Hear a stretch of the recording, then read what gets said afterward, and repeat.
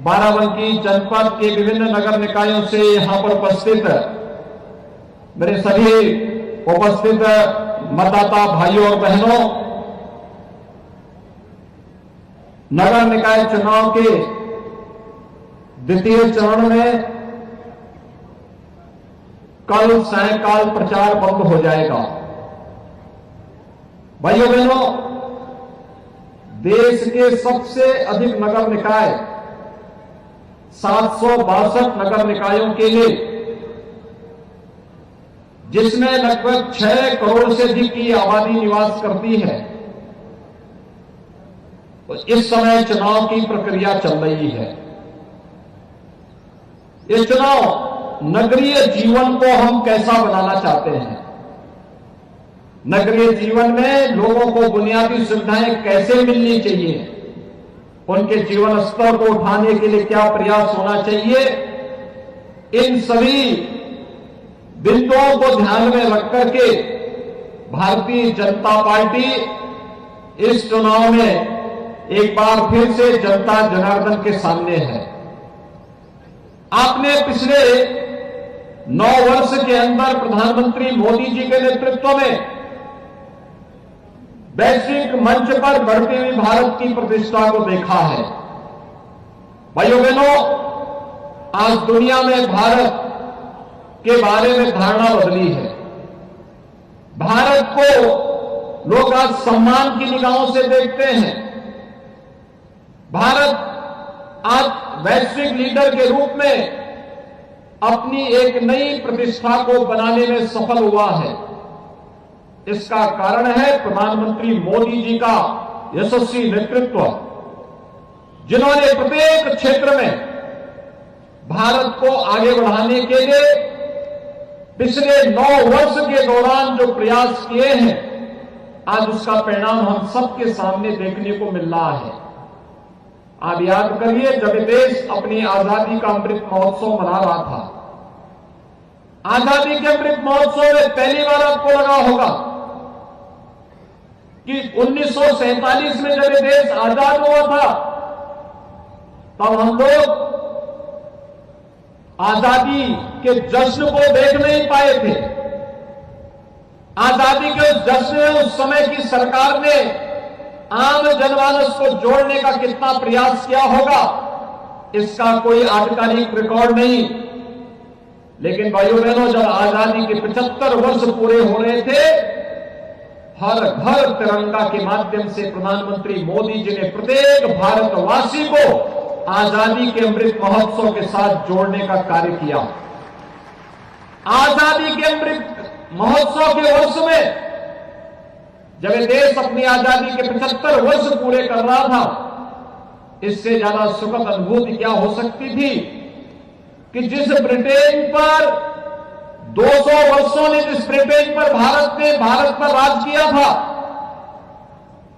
जिस ब्रिटेन ने 200 वर्षों तक हमारे मूल्यों को कुत्सित तरीके से रौंदने का कार्य किया था, उस ब्रिटेन को पछाड़ करके भारत आजादी के अमृत महोत्सव वर्ष में दुनिया की 5वीं बड़ी अर्थव्यवस्था बना।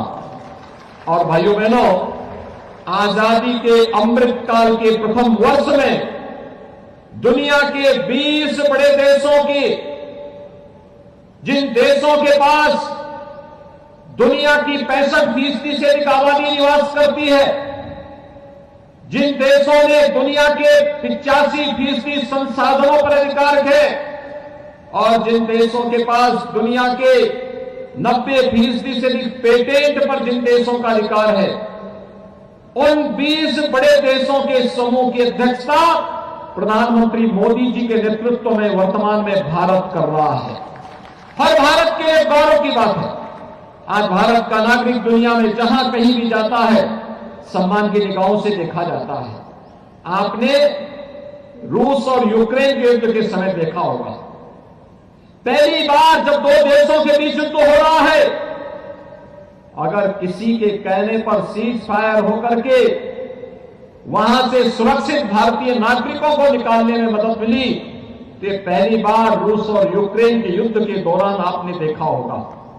अभी सूडान के अंदर वहां पर आंतरिक संघर्ष के कारण व्यापक पैमाने पर कत्लेआम हुआ, लेकिन भारत दुनिया का अकेला देश था जिसने ऑपरेशन कावेरी चला करके अपने नागरिकों को सुरक्षित निकालने का कार्य किया है।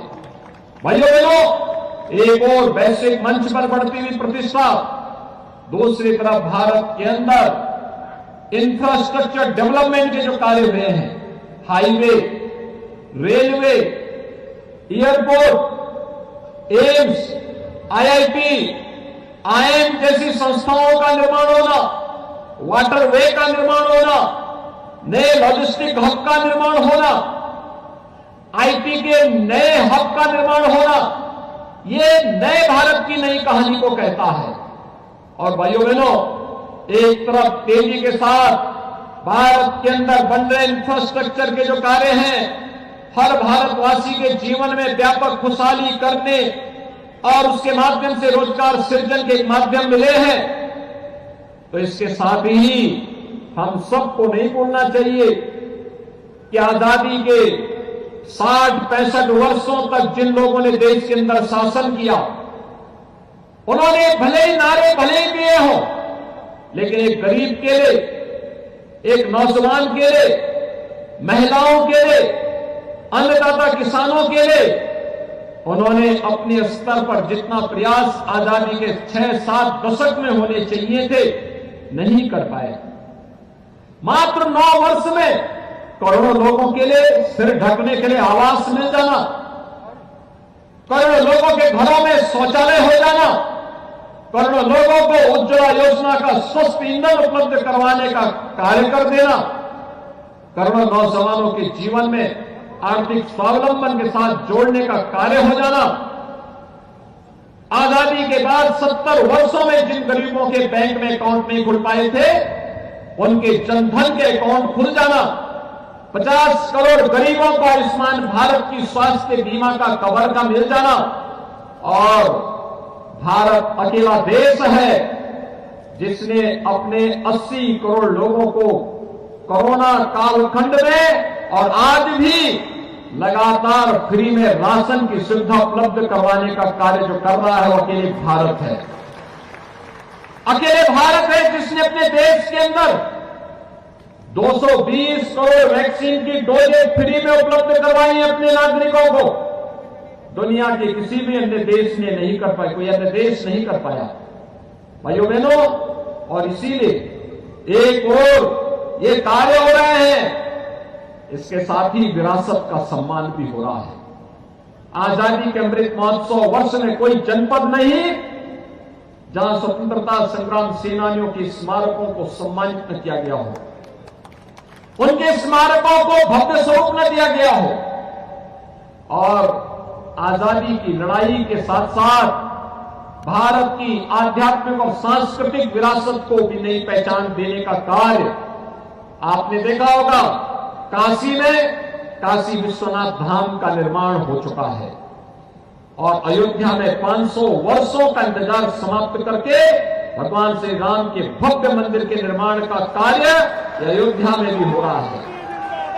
केदारनाथ धाम का निर्माण हो रहा है, महाकाल में महालोक का निर्माण हो रहा है, विंध्यवासिनी धाम का निर्माण हो रहा है। भाइयों बहनों, जो कार्य कभी नहीं हुआ वह कार्य आज हो रहा है, क्योंकि डबल इंजन की सरकार जनता जनार्दन को समर्पित होकर के उनकी भावनाओं का, उनकी आस्था का सम्मान करने का कार्य कर रही है।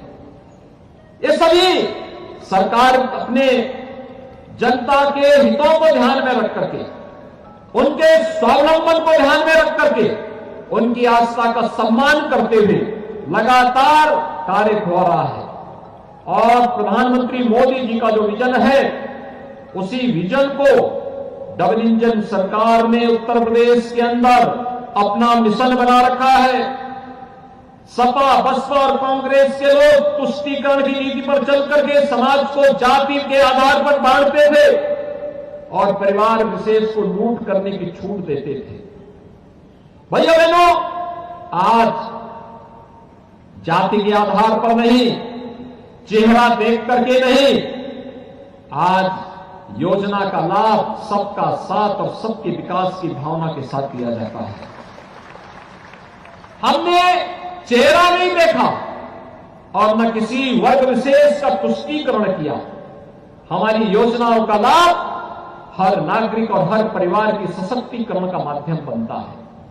हमने तुष्टीकरण को नहीं यहां पे पनपने दिया, बल्कि हमने समाज के सशक्तिकरण पर ध्यान दिया और आज उसका परिणाम भी हमारे सामने आ रहा है। आज हम देख रहे हैं प्रदेश के अंदर कोई नहीं कह सकता पिछले 6 वर्ष में 54 लाख गरीबों को एक आवास मिला। कोई नहीं कह सकता कि जाति मत और मजहब के आधार पर किसी के साथ भेदभाव हुआ हो। योजना का लाभ सबको देंगे। 2 करोड़ 61 लाख गरीबों के शौचालय बनाए गए। 1 करोड़ 75 लाख गरीबों को उज्ज्वला योजना के कनेक्शन दिलाए गए और अभी तो एक कनेक्शन दिलाए हैं। अभी तो दीपावली और होली पर, भाइयों बहनों, दीपावली और होली पर फ्री में रसोई गैस के सिलेंडर भी उपलब्ध करवाने वाले हैं। 10 करोड़ लोगों को उत्तर प्रदेश में आयुष्मान भारत की योजना का लाभ दिया जा रहा है और 15 करोड़ लोग पिछले 3 वर्ष से लगातार फ्री में राशन की सुविधा का लाभ उत्तर प्रदेश के अंदर प्राप्त कर रहा है। भाइयों बहनों, ये डबल इंजन सरकार का करिश्मा यही है। कहीं पर पूर्वांचल एक्सप्रेसवे पूर्वी उत्तर प्रदेश को जोड़ता है, कहीं बुंदेलखंड एक्सप्रेसवे बुंदेलखंड को जोड़ने का कार्य कर रहा है। गंगा एक्सप्रेसवे पर युद्ध स्तर पर कार्य चल रहा है। नए एयरपोर्ट बन रहे हैं और बाराबंकी के लिए एक और लखनऊ का इंटरनेशनल एयरपोर्ट और दूसरी तरफ अयोध्या में भी एक इंटरनेशनल एयरपोर्ट बन रहा है। यानी जहां भी आपके लिए नजदीक हो, आप वहां की एयरपोर्ट का इस्तेमाल कर सकते हैं। एक तरफ राजधानी लखनऊ और दूसरी तरफ अयोध्या। भाइयों बहनों, ये दुर्लभ संजोग आज बाराबंकी वासियों को प्राप्त हो रहा है। आपने 17 के पहले के अंदर उत्तर प्रदेश के अंदर सरकारों को देखा होगा क्या करती थी। पर्व और त्योहार आते थे, भय और दहशत का माहौल बन जाता था। यहां पर जब भी सावन का महीना आता था, लोधेश्वर नाथ मंदिर में जब लोग दर्शन करने के लिए आते थे, व्यापक पाबंदियां लग जाती थी, कर्फ्यू जैसा दृश्य दिखाई देता था। आज कर्फ्यू नहीं लगता है। आज तो कांवड़ यात्रा को पूरी तरह सुरक्षा प्रदान की जाती है, उस पर पुष्प वर्षा होती है, उन्हें हर प्रकार का प्रोत्साहन दिया जाता है। अगर हमने देवा शरीफ के सम्मान के साथ साथ वहां के विकास में सहयोग किया है, तो महादेवा के विकास में भी सरकार लगातार योगदान दे रही है। हमने आस्था का सम्मान सबका किया, लेकिन भेदभाव की कोई शिकायत नहीं कर सकता है। और इसलिए भाइयों बहनों, 17 के पहले के उत्तर प्रदेश आपको भूले नहीं होंगे। क्या स्थितियां थी हमारे नगरों की। ये नगरीय जीवन अर्थव्यवस्था को सुदृढ़ करने का तो माध्यम है ही। आम जनमानस की बुनियादी सुविधाओं को, उनके जीवन स्तर को उठाने का भी एक माध्यम होता है। अच्छी सड़कें मिले, जल निकासी की अच्छी व्यवस्था हो, अच्छी शिक्षा की व्यवस्था हो, स्वास्थ्य की सुविधाएं बेहतर हो, लोगों को शुद्ध पेयजल की सुविधा उपलब्ध हो, कूड़ा कलेक्शन की बेहतर व्यवस्था हो। 17 के पहले की स्थिति क्या थी। हमारे शहर कूड़े के ढेर दिखाई देते थे। किसी भी शहर में जाओ, कूड़े का डंप पड़ा रहता था। यानी शहर की पहचान कूड़े के ढेर से दिखाई देती थी। और आज आपने समाजवादी पार्टी के अध्यक्ष का भी बयान पढ़ा होगा। उनका बयान भी ये व्यक्त कहता है, वो कहते हैं नगर निकाय चुनाव में हमारी रुचि इसलिए नहीं है क्योंकि ये तो कूड़ा उठाने का चुनाव है। यानी कूड़ा उठाना उनको ये लगता है जैसे उनकी प्रतिष्ठा की विपरीत है। एक व्यक्ति जो उत्तर प्रदेश जैसे राज्य का मुख्यमंत्री रहा हो,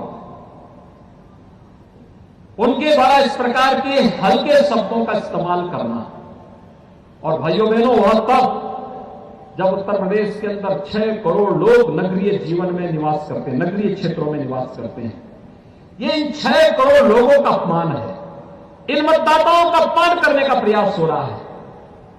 ये कोड़ा नहीं, ये सपा बसपा के कचड़े को साफ करने का चुनाव है। उनकी गंदगी को सफाई करने का, उनकी अराजकता करों की अवसरवादिता को साफ करने का चुनाव है। और इसीलिए इस सफाई अभियान के साथ हम लोगों ने और प्रधानमंत्री मोदी जी ने स्वच्छ भारत मिशन का अभियान भी चलाया। पहली बार स्वच्छ भारत मिशन का परिणाम है हर गरीब के घर में एक एक शौचालय बन गया। यह स्वच्छ भारत मिशन हर नागरिक की यानी नारी गरिमा की सुरक्षा का प्रतीक तो बना ही, यह स्वच्छ भारत मिशन साथ ही साथ स्वस्थ भारत का मिशन भी बना। स्वस्थ भारत की आधारशिला भी यहीं से प्रारंभ होती है। बीमारियों का खर्चा लोगों का घटा है, कम हुआ है। लोगों को बेहतर सुविधाएं मिलनी प्रारंभ हुई है।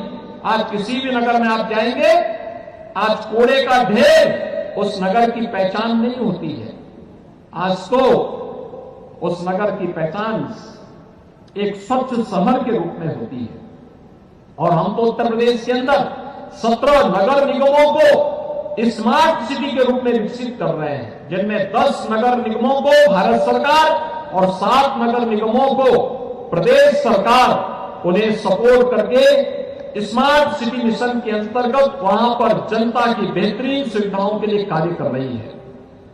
भाइयों बहनों, 2017 के पहले हमारे शहरों में शोधों का आतंक हुआ करता था।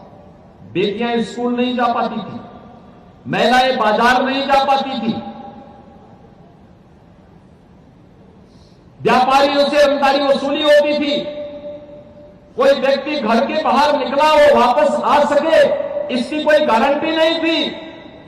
आज तो हमारे शहर सेफ सिटी हो रहे हैं, सेफ सिटी के रूप में अपनी एक पहचान बना रहे हैं। हमने एक ट्रायल किया पूरे प्रदेश के 75 जनपदों में। जब कोरोना कालखंड में हमें एक एक चीज की मॉनिटरिंग करनी थी, हर जिले में हमने integrated command and control centre तैयार किए थे। एक कमांड एंड कंट्रोल सेंटर उस जिले के अंदर कोरोना प्रबंधन के कार्य की मॉनिटरिंग कर रही थी। और भाइयों बहनों, अब यही कमांड एंड कंट्रोल सेंटर हमारे शहरी जीवन की आधारशिला में व्यापक परिवर्तन का माध्यम बनने जा रही है। हम उसे सेफ सिटी में भी जोड़ेंगे, डोर टू डोर कूड़ा कलेक्शन में भी करेंगे और उसका इस्तेमाल हम लोग शहरी क्षेत्र में जनता की अन्य सुविधाओं को मॉनिटरिंग करने में भी करने जा रहे हैं। व्यापारी रंगदारी देता था, आज व्यापारी को 10 लाख रुपए की सुरक्षा बीमा का कवर हमारी सरकार ने दिया है। और भाइयों बहनों, यही नहीं, पटरी व्यवसायियों को पीएम स्वनिधि योजना के साथ जोड़ने का कार्य हुआ है। पीएम स्वनिधि योजना में बैंकों से ब्याज मुक्त ऋण उपलब्ध करवाकर उन्हें आर्थिक स्वावलंबन की ओर अग्रसर करने का कार्य हो रहा है। आज कोई अपराधी और कोई माफिया सीना तान करके नहीं चल सकता। रंगदारी की बात तो बहुत दूर है, आज वो सीना तान करके नहीं चल सकता है, क्योंकि उसे मालूम है जैसे सड़कों पर सीना तान करके चलेगा तो पुलिस उसका इंतजार कर रही होगी और आज वह गले में पिछले तख्ती लटका करके जान की भीख मांगता हुआ दिखाई देता है। आज किसी व्यापारी और किसी शरीफ व्यक्ति को छेड़ने का दुस्साहस नहीं कर सकता है। और इसलिए भाइयों बहनों, आज हम सब आपके पास आए हैं ये नगरीय जीवन को स्वच्छ, सुंदर और सुरक्षित बनाने के लिए। हमारी सिटी हो स्मार्ट, हमारे नगर हो सेफ सिटी के रूप में हमारी नगर अपनी पहचान बनाए, जनता को बुनियादी सुविधाएं प्राप्त हो, हर घर नल की योजना प्रभावी रूप से लागू हो सके। इस दृष्टि से भारतीय जनता पार्टी सभी नगर निकायों में चुनाव लड़ रही है और नगर निकायों में चुनाव लड़ा करके जनता के जीवन स्तर में व्यापक परिवर्तन का यह माध्यम नगर निकाय चुनाव बन सके, इसके लिए आज भारतीय जनता पार्टी आप सबसे अपील करने के लिए आई है। और भाइयों बहनों, इसमें से हमने जो प्रत्याशी उतारे हैं, श्रीमती शशि श्रीवास्तव को नगर पालिका परिषद बाराबंकी के प्रत्याशी के रूप में हम लोगों ने अपना प्रत्याशी बना करके एक बार फिर से आपकी सेवा के लिए बाराबंकी के अंदर दिया है।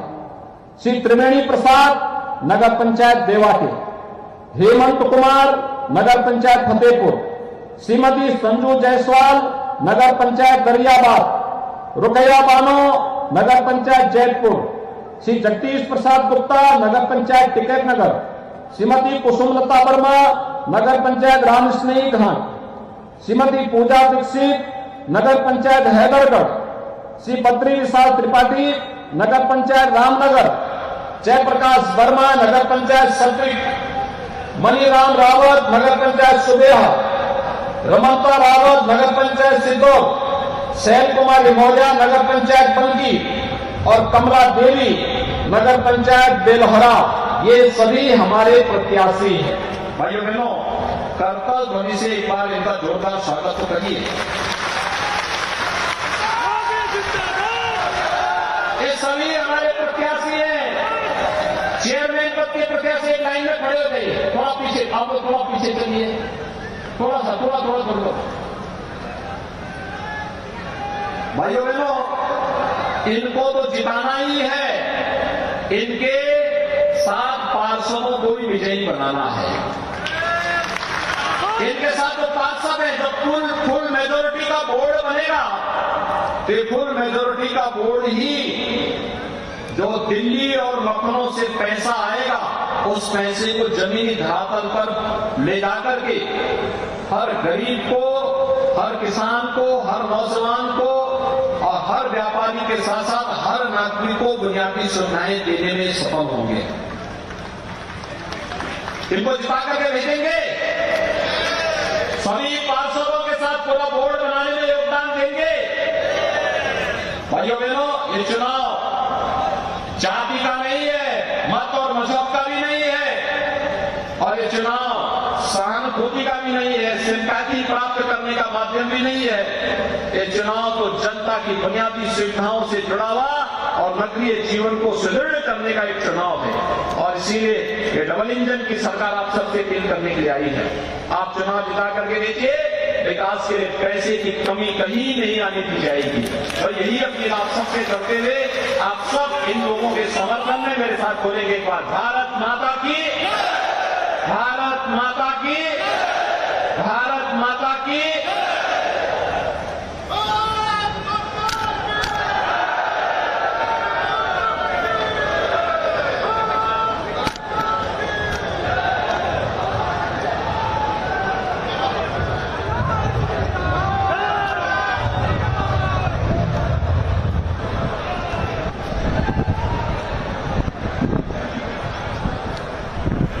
मुख्यमंत्री जी का